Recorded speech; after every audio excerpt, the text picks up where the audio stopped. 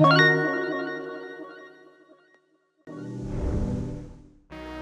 on a souhaité organiser une seconde table ronde plutôt sur ce qu'on appelle le pilotage de flux à l'international.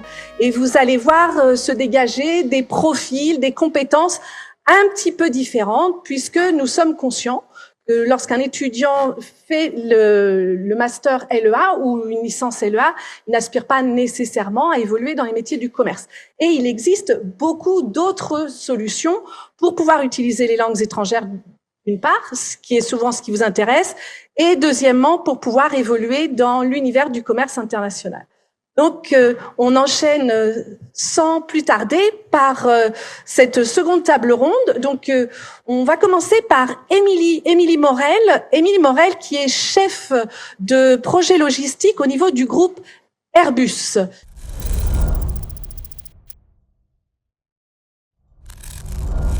Bonjour à tous. Merci Gaëlle de m'avoir conviée. C'est toujours un plaisir de participer à ces temps d'échange avec les étudiants qui sont très riches pour moi et j'espère que ce le sera pour vous aussi. Aujourd'hui, effectivement, je suis chef de projet logistique chez Airbus Atlantique sur le site de Saint-Nazaire. Airbus Atlantique sur la Loire-Atlantique, c'est 3 sites. Bouguenais, à côté de l'aéroport, Montoire de Bretagne, qui est le plus gros site de la Loire-Atlantique, mais aussi Saint-Nazaire, qu'on a tendance à oublier, mais qui est bien présent aussi, avec 1000 employés sur le site de Airbus à Saint-Nazaire. Le cœur de métier d'Airbus à Saint-Nazaire, c'est la pièce élémentaire. Donc, c'est vraiment la toute première étape de la construction de l'avion, avec des panneaux, des cadres, enfin des pièces, vraiment les toutes premières briques du Lego. J'ai fait mon master en logistique internationale à l'université de Nantes. Je suis pas revenue ici depuis 2006. Ça date un peu. J'ai exercé plusieurs métiers à travers la supply chain et je répondrai à vos questions avec plaisir sur les autres métiers si ça vous intéresse. En tout cas, aujourd'hui, sur mon parcours, j'ai eu la chance d'exercer plusieurs métiers sur la supply chain et c'est justement ce qui a intéressé Airbus et c'est la raison pour laquelle ils m'ont recruté il y a 1 an. C'est qu'en fait, j'avais fait du transport, de la pro, de la gestion de la demande. Et à la vue de ça, ça leur paraissait tout à fait pertinent de me placer sur de la gestion de projet parce qu'aujourd'hui, j'ai une vue transverse des métiers de la supply chain qui permet, dans le cadre de la gestion de projet, de bien anticiper les impacts de mes actions dans le cadre des projets sur tous les métiers de la supply. Concrètement, mon job, c'est quoi? Airbus Atlantique est constitué d'une multitude de sites de production en France et à l'étranger. Et les flux logistiques, ils sont pas toujours très fluides. Ils sont pas toujours bien pensés, ou du moins, on n'a pas forcément pris le temps de le faire. Et donc, ma première mission chez Airbus, c'était de comprendre tous ces flux logistiques, défaire la pelote de laine et recabler les flux de manière qui fasse plus de sens. Donc, notamment, il y a des filiales Airbus Atlantique qui sont situées en Tunisie, au Maroc et au Portugal. Des sites Airbus Atlantique à part entière. Et en fait, on s'est rendu compte qu'en termes de flux d'approvisionnement, il y avait beaucoup de pièces qui transitaient encore physiquement par Saint-Nazaire et que ça faisait pas forcément de sens. Donc, mon rôle a été de faire monter en compétence les équipes locales au Maghreb et au Portugal pour leur confier la gestion directe de leurs approvisionnements sur la pièce élémentaire. Ce que j'ai trouvé particulièrement intéressant à travers ce projet, c'est qu'en fait, il touchait à énormément de métiers sur la plateforme Airbus, à savoir déjà les acheteurs. Il fallait renégocier les contrats avec les fournisseurs pour que les contrats soient en livraison DAP en Tunisie et au Maroc. C'est pas tout à fait la même chose pour un fournisseur de livrer Saint-Nazaire ou de livrer Fouchana en Tunisie. Donc, il y avait une part de renégo pour laquelle il fallait travailler avec les acheteurs. Il y avait ensuite la partie qualité. Il fallait s'assurer qu'à réception en Tunisie et au Maroc, les équipes qualité seraient en mesure de faire les inspections. Bien sûr, on fabrique des avions, donc il y a une part de qualité qui est extrêmement importante. Et donc, il fallait aussi mobiliser les équipes qualité pour qu'il y ait les ressources nécessaires sur les sites Tunisie et Maroc pour procéder à ces inspections qualité. Et enfin, toute la partie flux logistique. Donc, s'assurer que, en termes d'approvisionneurs, on allait bien gérer la bascule de charge entre les équipes de Saint-Nazaire qui géraient cette activité-là et les équipes prenantes, donc en Tunisie, au Maroc, qui allaient dès à présent gérer leurs approvisionnements eux-mêmes, gérer la passation d'informations entre les approvisionneurs de Saint-Nazaire et de Tunisie, Maroc et Portugal, etc. Donc accompagner toute la modification de ces flux logistiques pour permettre l'optimisation in fine de ce flux et donc la livraison en direct sur nos filiales. Donc ça a été mon job pendant 1 an. Au bout d'1 an, mon poste a évolué et donc c'est tout nouveau. Mais aujourd'hui, je vais être amenée à coordonner les projets logistiques à travers tous les sites Airbus Atlantique. Il y a des initiatives projets partout en supply. Toutes les équipes sont très créatives et prolixes en termes d'idées d'amélioration. Et l'idée, c'est de casser les silos. Comme dans toute entreprise gigantesque telle qu'Airbus, on a tendance à travailler un petit peu chacun dans son coin. Et donc, mon rôle, désormais, va être de créer de la synergie entre toutes les équipes. Airbus Atlantique au sens large. Donc, ça inclut les 3 sites du 44. Bien sûr, les équipes Maghreb et Portugal, mais également Rochefort dans Charente-Maritime et Méholt dans la Somme. Donc voilà, le but, ça va être de créer de la synergie entre tout ce petit monde-là, faire en sorte que les projets avancent. Et surtout, s'il y a des projets qui sont développés à un endroit et qui peuvent être pertinents pour un autre, qu'on crée justement cette synergie et qu'on les déploie au niveau groupe.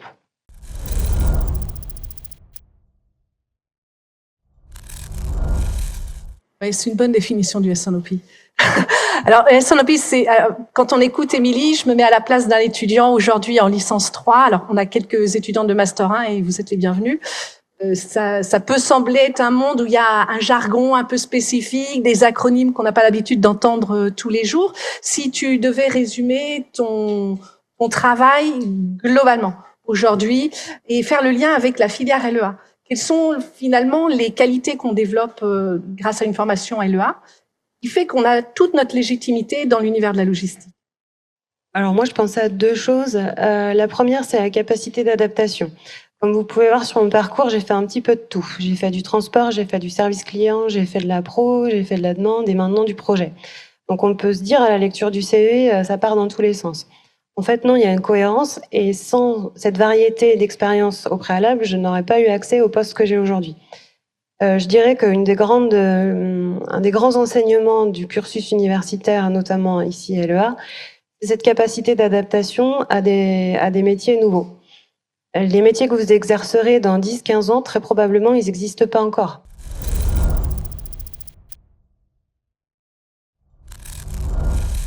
Je vais essayer de vous expliquer concrètement ce qu'est mon métier.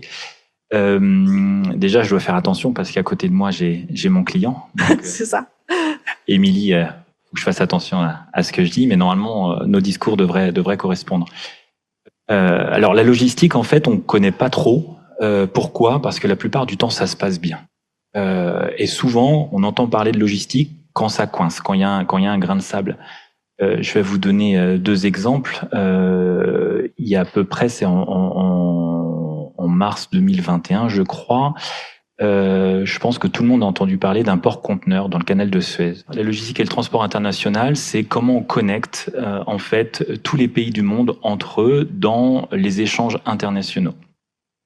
Pour reprendre le travail, donc moi j'applique le transport et la logistique à 2 domaines que sont l'aéronautique et l'automobile. Si je reprends l'exemple cité par Émilie tout à l'heure sur les pièces qui sont acheminées sur Bordeaux au Maroc, vous imaginez une entreprise, une PME, excellente en termes de technicité. Donc elle va travailler potentiellement pendant 5-6 ans sur un référencement par Airbus, qui est la référence dans le domaine de l'aéronautique, en Europe notamment. Donc 5 ans de référencement. Une fois qu'on est référencé, on va lancer les équipes R&D sur la conception d'un nouveau produit. Les équipes elles vont chercher à optimiser le poids, à optimiser la résistance des matériaux. Donc des équipes qui vont travailler. Ensuite, on va passer des tests de certification sur les pièces. Est-ce qu'elles sont bien solides? Est-ce qu'elles peuvent résister à la température, à la pression? Ensuite, on va lancer des usines de production. Donc on va créer des lignes de production. On va référencer des fournisseurs sur des matériaux particuliers. On va lancer la production et la pièce va enfin être produite, souvent après 8 années de travail. C'est des centaines d'ingénieurs qui travaillent à différents postes. Eh bien, à ce moment-là, vous avez un transporteur qui va arriver, qui va charger une pièce pour aller la livrer sur un site Airbus. Si ça peut vous permettre de vous rendre compte de la responsabilité du transport et de la logistique, en fait, on est au bout de cette chaîne de valeur et on a une promesse à nos clients. C'est-à-dire que toute l'énergie, toute l'intelligence que vous avez mis dans la conception de vos pièces, eh bien, nous, on va s'assurer justement d'aller livrer vos clients. Et effectivement, quand il y a un avion qui décolle, c'est grâce à Airbus, c'est grâce à ses fournisseurs, mais c'est aussi grâce à toute la logistique et le transport qui gravite autour. Donc, si je voulais résumer la logistique et le transport, c'est ça, c'est un monde assez discret, mais essentiel. La logistique et le transport recrutent énormément et a besoin de talents comme vous. On parlait tout à l'heure de possibilités d'apprentissage, d'alternance. C'est vraiment un domaine qui est peu connu. Moi, je dois reconnaître que je ne le connaissais pas du tout. Et en découvrant, je me suis rendu compte des quantités de jobs possibles offerts justement par le transport et la logistique.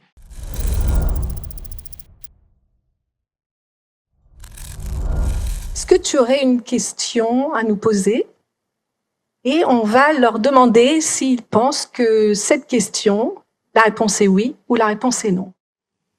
Si vous avez une compétence à mettre en avant, c'est quoi aujourd'hui ? L'élargissement d'esprit que vous avez, effectivement, vous êtes en LEA, mais il y a bien plus que les langues. Alors la question est la suivante. Est-ce que vous pensez que justement la maîtrise de langue est un facteur déterminant pour la logistique internationale ? Oui ou non ? Oui. Alors on va faire à la rigueur main levée. Qui pense que oui, c'est déterminant ? On lève bien les mains, ouais. Et du coup, il pense que non. Ok. Il y a plus de oui que de non. Alors, Sébastien ? En fait, les deux. Alors, c'est sûr que les langues, c'est très important. Mes semaines, je passe mon temps à parler avec mes collègues hongrois, des clients qui sont au Mexique. Enfin, forcément, maîtriser la langue, c'est important. C'est essentiel. On parle d'échanges internationaux. Mais par contre, c'est pas suffisant. C'est pour ça que j'aime bien les premiers retours qui ont été les vôtres, parce que c'est la curiosité, votre capacité à vous adapter, à comprendre effectivement les cultures différentes. Ce que disait tout à l'heure Émilie, effectivement, on s'adresse pas à un Chinois comme on s'adresse à un Marocain. On fait tous l'erreur au début. Alors, moi, j'ai pas fait LEA, donc peut-être que vous êtes plus sensibilisés que moi, mais j'avais tendance à m'adresser à mes collègues allemands comme à mes collègues marocains.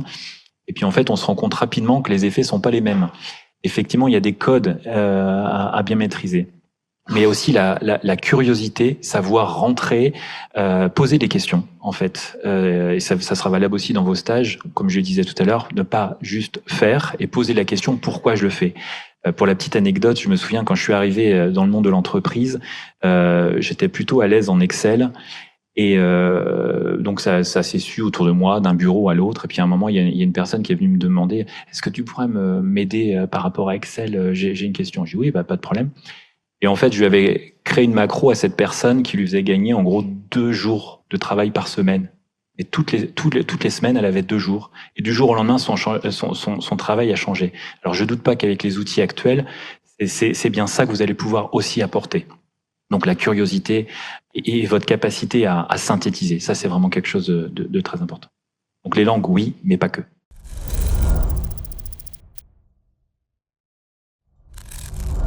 Aujourd'hui, je travaille pour un distributeur de peinture. Là, c'est plus de l'accompagnement à la fois d'équipes, parce que les équipes doivent monter en maturité, mais également du dirigeant, parce que il n'a pas forcément les clés, il n'a pas forcément les références, il n'a pas forcément les standards. Et vous travaillez aussi bien avec l'équipe de direction qu'avec les équipes opérationnelles qui, elles, sont sur le terrain tous les jours.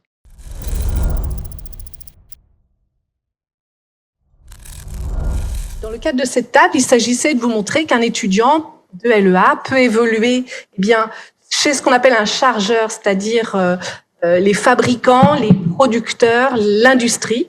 Et puis, il a aussi la possibilité d'évoluer chez ce que l'on va appeler des prestataires logistiques. Donc, le prestataire logistique, c'est plus un acteur qui va pouvoir apporter son conseil, son expertise en matière de transport, en matière de stockage, en matière d'accompagnement commercial, pour pouvoir justement distribuer tous les flux de marchandises.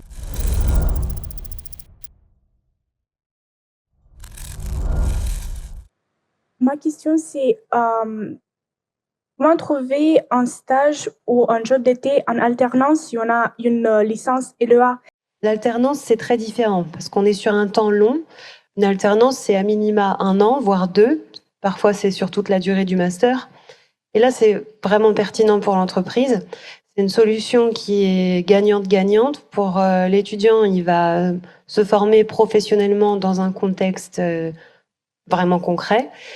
Et puis, pour l'entreprise, c'est potentiellement confier des missions à un étudiant. L'alternance est plutôt répandue et de plus en plus dans les entreprises parce que c'est un formidable tremplin à l'embauche. C'est-à-dire que quand on prend des alternants, on a quand même bon espoir de pouvoir les embaucher à la fin. Si c'est pas sur le poste de l'alternance, ça peut être dans un autre poste au sein du groupe. Comme disait Émilie, c'est un tremplin vers le métier de demain et c'est vraiment une étape où il faut pas négliger. Parce qu'en fait, l'alternance, c'est là où vous allez déjà acquérir beaucoup de techniques.